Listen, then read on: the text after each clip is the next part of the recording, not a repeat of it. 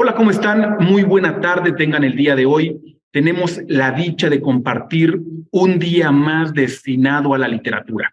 Mi nombre es Jaime Pita y le doy las gracias a cada uno de ustedes por compartir una hora de su tiempo.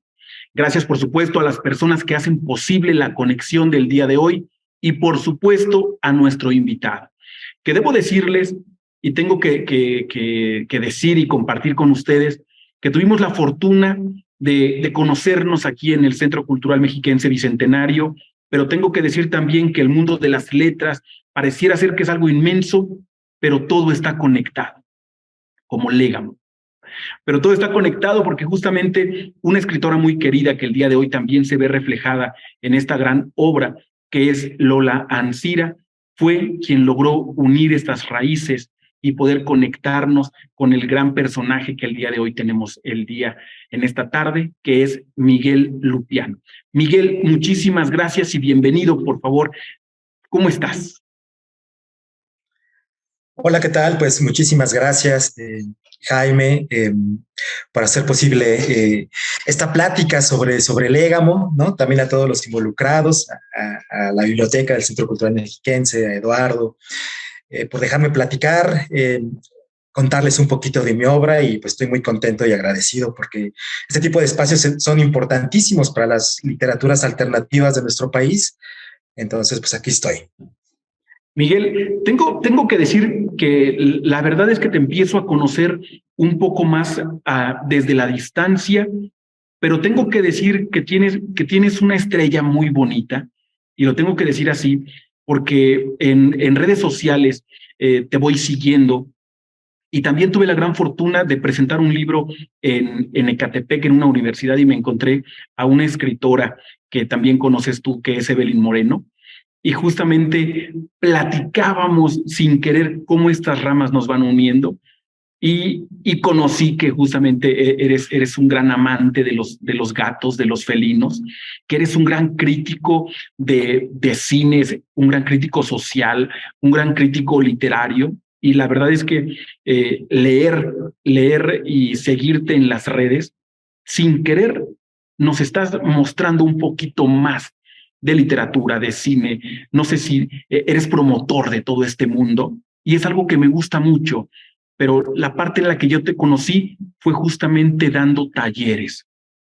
Y es en otra faceta que también quiero platicar y quiero compartir con el público que el día de hoy nos acompaña. Pero quien no conoce a Miguel Lupián, tengo que decirles que es escritor, que tiene 12 libros escritos en diferentes lenguas, pero que también se vincula a esta parte de la creación literaria, de la enseñanza y no solo de la escritura. Así que es un mundo muy amplio el que rodea a Miguel Lupián. Y quisiera iniciar justamente con la obra que el día de hoy nos tiene aquí presentes, que es Légamo. Y todo el mundo se preguntará, ¿qué es Légamo primero, Miguel? Así que, ¿pudieras hablarnos un poco sobre tu obra, por favor? Sí, gracias, Jaime. Esto de la literatura es de lo más bonito, de las grandes gozos, eh, regalos que nos da la literatura, justo así, podernos conectar con otros colegas escritores, con lectores que se vuelven luego gente muy cercana y querida, ¿no? Entonces, te mencionaste a Lola, a Evelyn, ¿no? Que ahí nos unió el amor por los gatos, ¿no? Le dio mucha risa cuando fui a su presentación y le dije que se lo dedicara a mi gatita negra, se llama La Cobra, que a lo mejor luego por ahí va a aparecer, y ahí como que empezamos con conexiones, ¿no? Y gracias por todo lo que dices. Sí, justo no sé, yo trato de darle a mis redes esta sensación de cómo fuera un gabinete de curiosidades ahorita que está esta serie de Guillermo del Toro, de nuestro querido Guillermo del Toro, que es una maravilla. Me gusta mucho este concepto del gabinete de curiosidades, también con Lola Ancira, que también la mencionas. Hicimos una antología que justo le pusimos gabinete de historias extraordinarias, de estos artefactos que eran como los prototipos del museo, ¿no? Entonces, trato de hacer eso en mis redes, ¿no? De compartir lo que me gusta, lo que me llama la atención, siempre relacionado con esta parte fantástica, maravillosa, que se escapa un poquito de la gris realidad. para ver si así puedo llegar, ¿no? Y con la gente, decirle, mira, esto está padre, estaría bueno que lo analizáramos, que lo platicáramos, ¿no? Entonces, sí, soy un gran entusiasta, tengo esta parte muy que viene de mi familia, ¿no? De divulgación, ¿no? Eh, y bueno, regresando a Légamo, Légamo es un libro de cuentos, son 11 cuentos que están interconectados. Cada uno es independiente, podríamos darle esta lectura independiente, pero lo construí de tal forma que todas las historias están interconectadas y que nos están contando esta gran historia, ¿no? Podríamos también considerarla como una novela o novela fragmentada, ¿no? De esta historia que se nos va contando como en episodios, ¿no? Esta historia, como sabrán, ¿no? Los que se dedican a la escritura, pues tarda mucho uno no solo en pensarla, idearla, escribirla, y una vez que ya la tienes lista, las correcciones y luego mandarlo, ¿no? A dictámenes, a concursos, a editoriales, y pues lleva un largo proceso, ¿no? Entonces, hay historias que se escribieron hace más de 5 años, las más recientes tendrán yo creo que unos 3 años, yo creo, ¿no? Pero justo lo que quise hacer con Légamo yo venía de esta parte, yo también me desenvuelvo mucho en la minificción, en la literatura muy breve, y justo venía de una publicación que reunía lo mejor de mi literatura breve, que se llama Nímula. Entonces quería como que darme un descanso de eso y buscar experimentar con textos un poquito de más largo aliento, que me produjeran un reto, tanto en cuanto a la extensión, en cuanto a los temas. Y entonces este fue como que lo primero que quería hacer. Todavía no estaba muy seguro de hasta dónde iba a ir el proyecto, pero sí quería que fueran cuentos un poquito más largos, ¿no? Y yo ya también mis libros ya los pienso, si fuera música, como álbumes conceptuales, ¿no? De que tuvieran un tema ahí recurrente, que se fueran conectando, porque antes yo lo que hacía era escribir y escribir cuentos, se publicaba por aquí y por allá, y al final reunía los mejores, ¿no? Que todos tenían la característica de que se relacionaban con lo fantástico, con lo extraño, lo terrorífico, ¿no?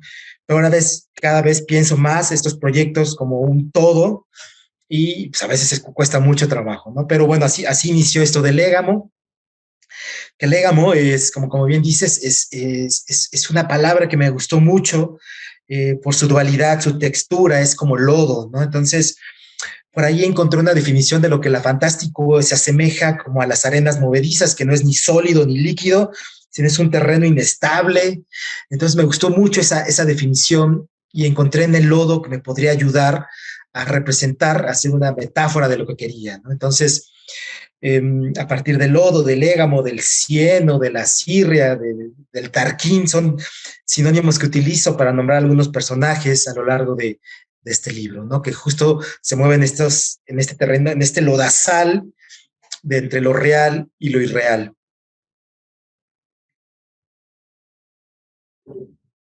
Debo decir también, Miguel, que hay algo muy complicado en esta cuestión de crear cuentos y muchísimo más tenerlos enlazados. Porque si de pronto, obviamente no se escribe en una sola tarde, pero ¿qué pasa cuando de pronto no recuerdas una fecha, no recuerdas una atmósfera, y de pronto algo llega a fallar y se convierte en un caos, y tal vez la obra se convierte en una obra fallida? ¿Qué tan complicado fue hacer justamente este lazo entre estos 11 cuentos? Sí, es súper complejo, súper complicado, porque justo, ¿no? Hay que estar muy pendiente de los detalles en cualquier obra, ¿no? Sea novela, cuento, poema, poesía, ensayo. Pero en este tipo de obra que se interconecta, pues tienes que estar más atento de que todo cuadre, como dice, las atmósferas y también la parte en el tiempo, ¿no? O sea, que no se contradigan, que no se superpongan algunas cosas con otras. Y mira que yo este tipo digo que hay ejemplos, muchísimos ejemplos de este tipo de formatos que han utilizado autores, autoras que me encantan. Yo empecé a utilizarlo, yo también escribo mucho para literatura infantil y juvenil, para las infancias, las juventudes, y había probado este formato porque para algunas editoriales siempre está como que más vinculado a la novela para temas más infantiles, juveniles, como que el cuento apenas lo quieren como que explorar, pues siempre es más como que textos largos, ¿no? Entonces yo recuerdo el primer libro que hice para chavitos, que se llama El libro de agua, y justo tenía una colección de cuentos, y me dijeron, nos encanta tu estilo, tu propuesta, pero la editorial solo publica novelas, ¿no? Y dije, pues, no voy a terminar una novela, ¿no? En este tiempo que me lo están pidiendo. Y ahí fue como que empecé a utilizar la imaginación, los recursos, y dije, oye, a lo mejor empecé a ver que los cuentos tenían ahí varias características que los podía unir, y los retrabajé, y lo creé como si fuera una historia central de estos niños que encuentran este otro libro con cuentos, ¿no? Entonces ahí me gustó mucho el recurso, también a la editorial. Después utilicé con historias de Espiralia, con Edel Vives, que también retomo este formato de ir conectando las historias. Hay un pasaje donde justo los personajes dicen, porque hay viajes en el tiempo, ¿no? De que estas de las paradojas es un dolor de cabeza, y ahí me estaba viendo totalmente reflejado, ¿no? Entonces me gustó mucho el resultado que tuve con estos dos libros, y quería hacer algo así para mi literatura de adultos, que también me causa a mí mucho conflicto, ¿no? Esto de poner esta etiqueta, si es para joven, en qué momento deja de ser de joven para ser adulto. Pero bueno, entiendo que hay algunos temas que pues, van más acorde que los vas descubriendo en la adultez, pero quería justo, ¿no? Retomar, me gustó mucho y sabía los riesgos, ¿no? A los que me enfrentaba, de ser totalmente minucioso, que aparte lo soy, ¿no? Como también soy corrector de estilo, como que sí estoy muy pendiente de los detalles. Y fue algo muy gozoso, muy sufrido, pero cuando ves el resultado y dices, claro, ¿no? Todo se conecta, todo está, bueno, es lo que yo pienso, y creo que los lectores también creo que lo han entendido así. Eh, pero sí, es mucho trabajo, pero que al final tiene su gran recompensa. Y tengo esa duda. Tú, Miguel, que eres corrector de estilos, ¿qué tan complicado es cuando tomas tu obra y la tienes que compartir? Quisiera que me compartieras un poco sobre el proceso, porque también no es de decir, pues mira, en este año lo escribo y lo entrego. No. Esta obra como tal tuvo años de trabajo y fue publicada justamente hasta Hidalgo por Casa Futura Ediciones. ¿Cómo es este proceso? Porque también entregas tu obra y ellos te dicen, vamos a modificarle esto, vamos a cambiar esto, ¿qué te parece? Tú eres corrector de estilo. También todos tenemos esa parte de un ego personal que dice, oye, entonces lo corregí bien o lo corregí mal o resulta que tiene más retroalimentación de la que yo pensé. ¿Qué tan complicado es este proceso para una persona que se encarga de corregir, Miguel? Sí, fíjate que no sé si para todas las personas, a los correctores les pasa lo mismo, pero por ejemplo, yo soy muy abierto, a mí me gusta escuchar, ¿no? Tanto la crítica constructiva o destructiva, y soy muy abierto a la colaboración.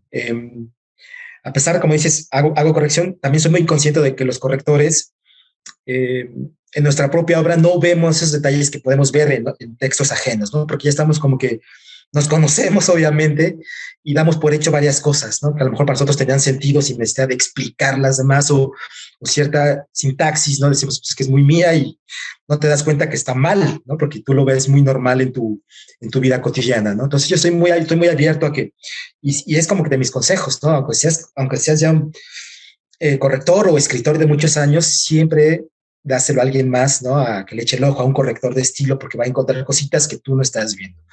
Entonces, en ese sentido no tuve ningún problema. Eh, con la editorial, por ejemplo, el libro incluía un cuento más, eh, pero justo en estas prácticas que teníamos estaba en otro tono y yo lo sentía desde así, ¿no? Desde el principio se dije, es que este tono está medio disparado, era un tono más de humor negro, más serie B, digamos, ¿no? No me gusta llamar serio, pero no con esta atmósfera más, pues, sutil, digamos, ¿no? Esta atmósfera que logro conservar en la mayoría de los textos. Este sí era totalmente un divertimento que había hecho, ¿no? Un ejercicio que era para una antología de lucha libre, por ejemplo. Entonces utilicé esta parte de humor serie B, y aunque sí lograba conectar bien la historia, sí sentía que el tono, la atmósfera se nos iba. Entonces me dijeron, creo que esto podemos quitarlo, y yo estoy totalmente de acuerdo. Y algunas sugerencias que me hicieron ahí de sintaxis y demás, yo también dije, adelante, ¿no? Yo estoy hasta que te las hacen ver, te das cuenta, o sea, claro, ¿cómo no vi esto, no? Que es tan evidente que se me pasó. Por ejemplo, yo siempre a mis alumnos en los talleres, que primero que fui a dar a la biblioteca, algo que les pongo mucho énfasis, digo, es que muchos dicen que tengamos mucho cuidado con los adjetivos, pero yo siento que tenemos que ponerle más atención a los adverbios, ¿no? Estos que terminan en mente, y a veces siento que se me iban sin sentir, ¿no? Aparte de que soy muy consciente de que no se me vayan, se te van sin querer, y es así lo que tengo que siempre regresarme. Esos adverbios son un dolor de cabeza para todos. Pero estuve muy contento con los comentarios de los editores, que es Enid Carrillo, que también es una gran escritora de Pachuca, ganadora de algunos premios, y de Giovanni Cruz, que es el editor, ¿no? Me hicieron aportes muy, muy valiosos, como por ejemplo, a ratito lo comentamos, el apéndice que viene, valga la redundancia, al final del libro, fue totalmente idea de ellos. Decir, oye, aquí hay muchas cosas sueltas, que a veces yo los manejaba con notas al pie, y ¿por qué no ponemos como un apéndice donde toda esta información, jugar con esta parte apócrifa, ¿no? Que muy utilizada por Borges, Lovecraft o Emiliano González, ¿no? De hacer una mezcla de datos reales con cosas inventadas, pero de tal forma que parecen reales. Entonces juego mucho con eso.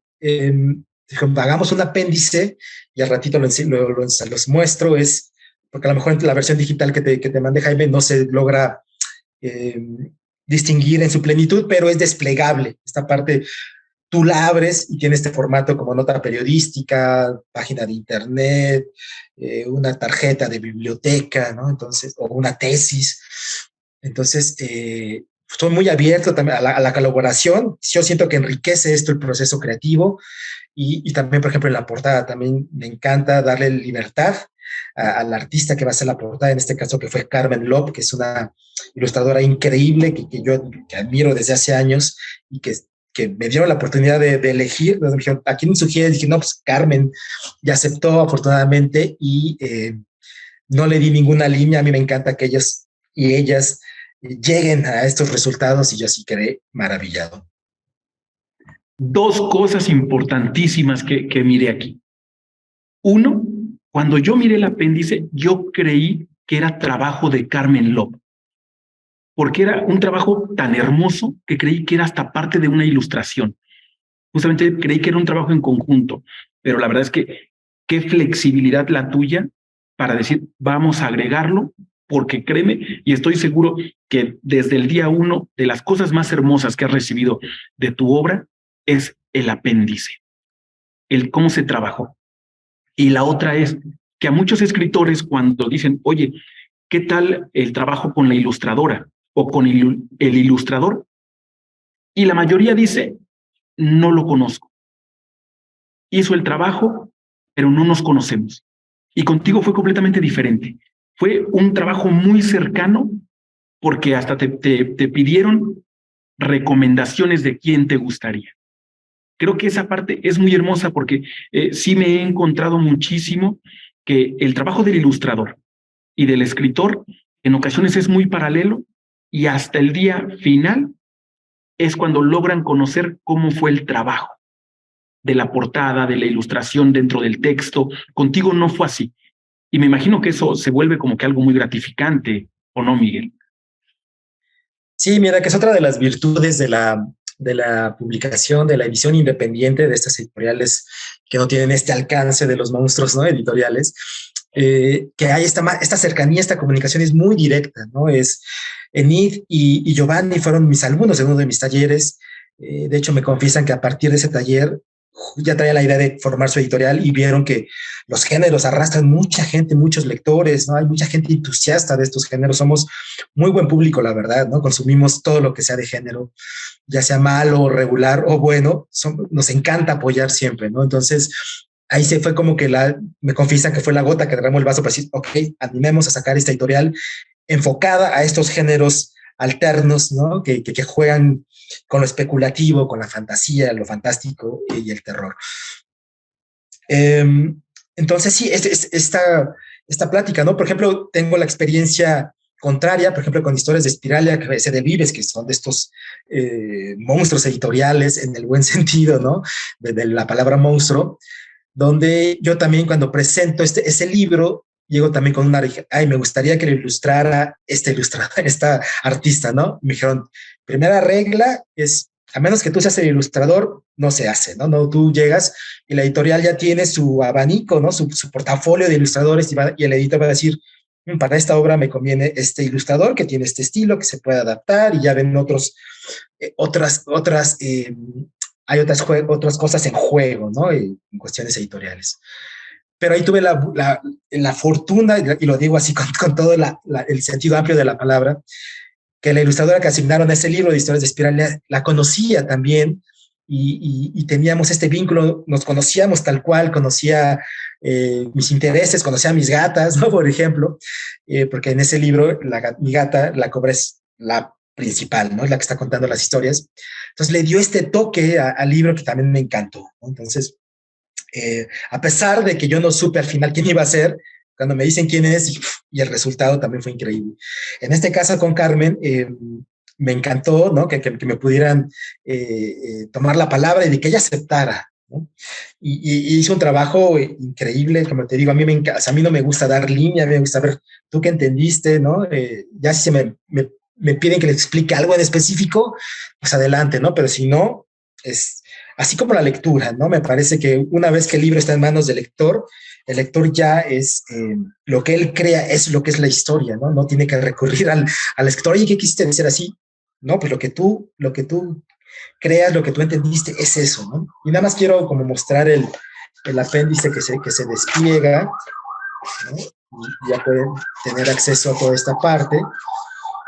Aquí, como les digo, los editores me pidieron este apéndice. Yo entregué como 40 cuartillas de apéndices y me dijeron, es demasiada información. A ver, vamos a seleccionar y quedó en este apéndice. Decidimos qué información sí valdría la pena. Se tiene la idea de que otras de esta información que quedó fuera va a estar en el sitio web de la editorial, ¿no? También como más pistas para poder descifrar el enigma del Égamo. Y hay una relación muy bonita entre justamente ilustrador, escritor, editor, pero hay algo muy importante que quisiera resaltar: la planta de Cardosanto. La tienes en la portada, en el personaje se maneja la flor. Aparte es una flor, como yo diría, un poquito ambivalente, porque tiene belleza, pero aparte es como también como que tiene mucha defensa en su planta, se seca la flor y queda como espinosa, pero cuando está justamente en todo su esplendor, es un color muy fuerte, muy vivo, y así es de ambivalente el personaje. Entrando un poquito más justamente al primer cuento, Maraña, en el que maneja la infancia, y creo que te me fuiste a un viaje completamente psicológico, psicoanalítico, freudiano, en el que busca el origen del por qué actuamos como tal en un futuro. Cuéntame esta relación entre la naturaleza, entre la parte psicoanalítica, entre el personaje. ¿Cómo despierta en ti ese vínculo entre la biología, el amor por la naturaleza y la personalidad? Sí, lo dices muy bien. Pues yo tengo que confesar, esto es algo que no muchos saben, pero yo de carrera soy médico veterinario zootecnista de la UNAM. Me titulé, me especialicé en desarrollo sustentable, gestión ambiental y ecología. Entonces, muchos años estuve trabajando en estos proyectos ambientales de recuperación. Estuve desde cosas de divulgación científica como en Universum, hasta proyectos en el zoológico, y tuve una estancia que es de las que más me han marcado en mi vida, que estuve trabajando en el Parque Nacional Iztaccíhuatl-Popocatépetl, en esta parte de divulgación, de hacer recorridos con grupos, con la misma comunidad, ¿no? Hacerles entender la importancia de esta área natural protegida. Y bueno, el Cardosanto es como que nuestra gran estrella de ese parque nacional, aparte del Teporingo, por supuesto, y de los volcanes, ¿no? Pero el Cardosanto, yo me enamoré de esta planta, como dices, ¿no? Esta que es en época de floración es hermosísima, estos colores vibrantes, como los podemos ver en la portada, y cuando se seca, a pesar de que se vuelve totalmente como algo siniestro, porque se llena de estos de picos que la tocas y obviamente pues hay dolor, no pierde esa hermosura, ¿no? Me parece que es eh, otro tipo de belleza, ¿no? A lo mejor un poco más tóxica, pero sigue siendo hermosa, ¿no? Y como dices, el corazón tiene como que también su parte buena, ¿no? Muy medicinal, pero también si abusamos de ella también tiene esta parte tóxica. Entonces, justo lo utilicé como metáfora para esta dualidad, ¿no? Me gusta mucho jugar con lo real, lo irreal, lo natural, lo sobrenatural, pues tal cual lo que es lo fantástico, ¿no? Entre esa penumbra, ese eh, ocaso donde no es ni de día ni de noche, ¿no? Y que no todo es blanco ni gris, hay esta escala de grises donde me gusta moverme. Eh, y justo lo que hice me pareció una metáfora hermosa para todo esto que quería contar. Lega como tal, se olvidó comentarte hace rato, la idea ya como el libro me cayó como el 20 a partir de un cuento que es como más o menos de los últimos, que es Pesina y el Abismo. Es un cuento que estaba trabajando para una antología que quería participar en una editorial que se llama Lengua de Diablo de Morelos. Y ahí fue cuando empiezo a utilizar, aparece por primera vez Légamo y utilizo estos sinónimos como Pesina, Sirria y demás, ¿no?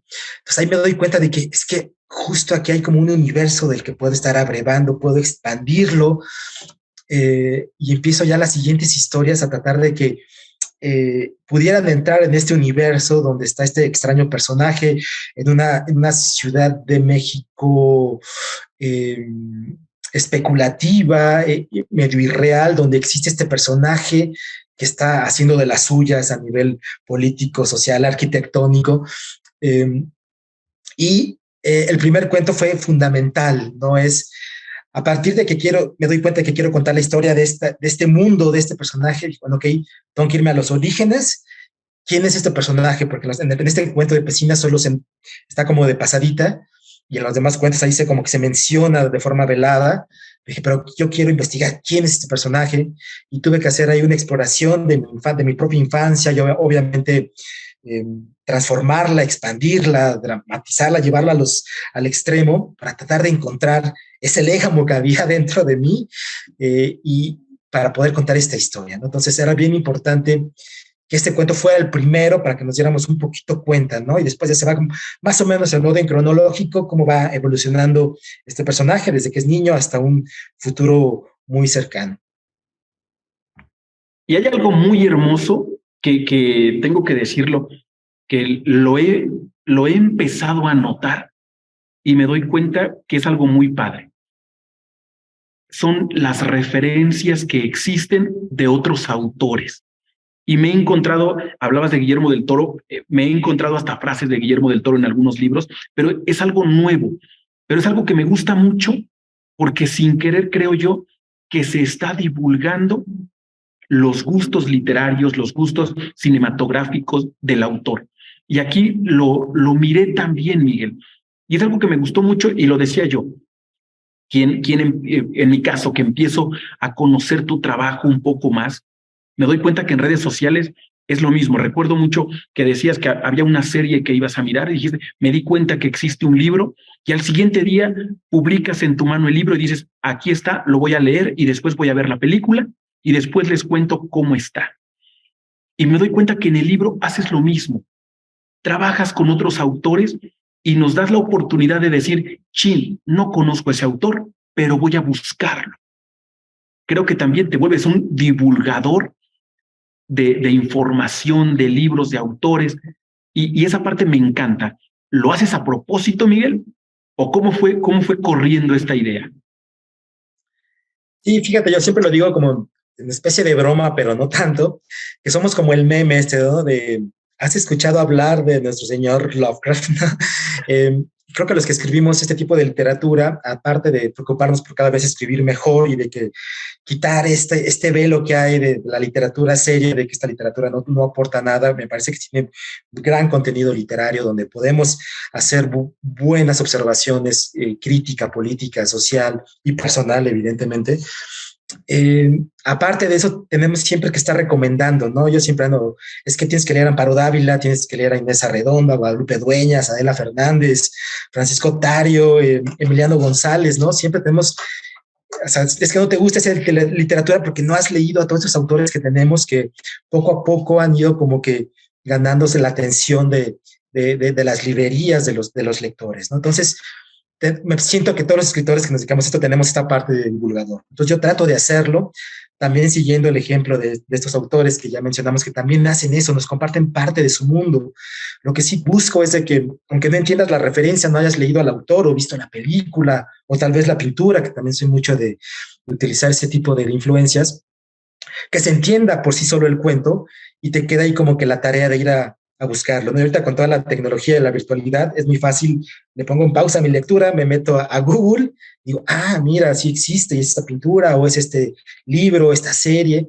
Entonces, tratar de crear estas conexiones para enriquecer, ¿no? A mí me encanta esta literatura que no solo me deja su historia, ¿no? Que puede ser muy rica, sino que también me deja como tarea, ¿no? De investigar, ya sea de temas o de lecturas, ¿no? Entonces, sí es algo que lo hago a propósito, pero siempre pensando que no le estorbe, que no sea obligatorio para el lector conocer la obra previa a leerme. Tengo que decirte que dentro de mi imaginario me quedó Adela Fernández. Y es porque me gusta mucho el cine de oro, y justamente tenía de referencia al Indio Fernández. Y justamente toda este ramaje, dije, tengo que leerla porque jamás la he leído, te soy sincero. Así que sin querer me llevaste a otra referencia. El tiempo se está haciendo más corto, pero tengo que decir algo muy importante, y te vinculo con los deportistas.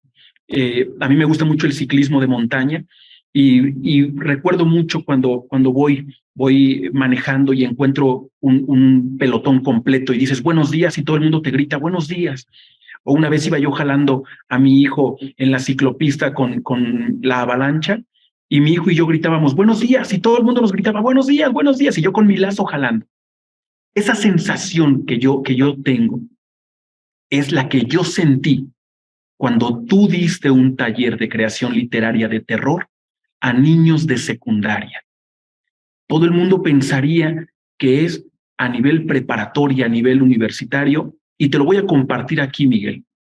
Los alumnos de esa secundaria están teniendo ahora pequeñas cápsulas de booktubers, y ahora ellos leen libros y son la primera telesecundaria que está generando de este lado esa cuestión de interactuar con el escritor. Y debo decir con todo el corazón y con todo el sentimiento que tal vez tú seas como esos deportistas que te miran de frente, que intercambian palabras, que intercambian pláticas y dicen, yo quiero ser escritor, porque conocí a uno, porque aprendí de Miguel Lupián y me encantó cómo es y cómo se siente ser escritor. Y no sé si manejas esta parte de Vygotsky, del constructivismo, pero creo yo que estás sembrando semillas en esta tierra tan grande que necesita lectores y necesita escritores. Sí, te agradezco, Jaime. La verdad, ese grupo lo disfruté muchísimo. También creo mucho en esto del constructivismo. Y también por eso me gusta dar estos talleres. Siempre estoy en constante búsqueda, ¿no? De, de no solo de compartirles, sino de escucharlos, de aprender de ellos, ¿no? Ya te sean jóvenes o adultos, uno siempre aprende. Y a mí me encantó ese grupo porque tenían mucho que decir, muy disciplinados, muy participativos, y me da mucho gusto que estén haciendo sus cápsulas, a ver si luego me las pasas para echarles un ojito, porque había mucho talento ahí, las historias que crearon eran increíbles, y gracias por decírmelo, ¿no? Es como que las cosas que uno que agradece, ¿no? Que dices, mira, pues la he pasado medio mal, ¿no? Pero estas cositas son las que te animan a seguir escribiendo, y lo seguiré haciendo mientras la salud me lo permita, ¿no? Entonces, te agradezco mucho, Jaime, por todo esto. No. Muchísimas gracias a ti, porque te lo juro que te decía yo, que hay una estrella muy grande como escritor, y es muy importante expandir ese brillo. Mi querido Miguel, el tiempo se va apretando cada vez más y estamos llegando justamente al cierre, pero tengo que hacerte la pregunta del $1,000,000. ¿Por qué tenemos que leer Légamo? Pues bueno, Me parece que es importante que le demos oportunidad a autores nacionales, con proyectos alternativos que están apostando por estos géneros que son tan llamativos y que son buenos medios para poder explicarnos un poquito lo que pasa en nuestro país, en nuestra sociedad, en nuestro contexto. Entonces, pues léanlo y creo que se van a ver reflejados un poquito, ¿no?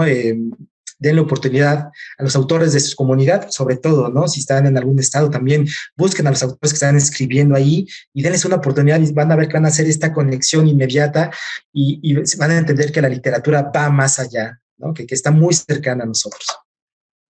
Muy bien, pues Miguel, no nos resta más que agradecer, gracias desde el Centro Cultural Mexiquense Bicentenario en Texcoco, a la Secretaría de Cultura y Turismo del Estado de México, que nos permite llegar hasta sus hogares, y por supuesto a ustedes, que nos regalan una hora de su tiempo, una hora de su espacio, para poder conocer de literatura, para poder charlar con el escritor, conocer un poquito más de él, porque es la magia que se da. Muchísimas gracias, Miguel. Gracias por la oportunidad, gracias por la invitación. Hasta la próxima. Gracias, hasta luego.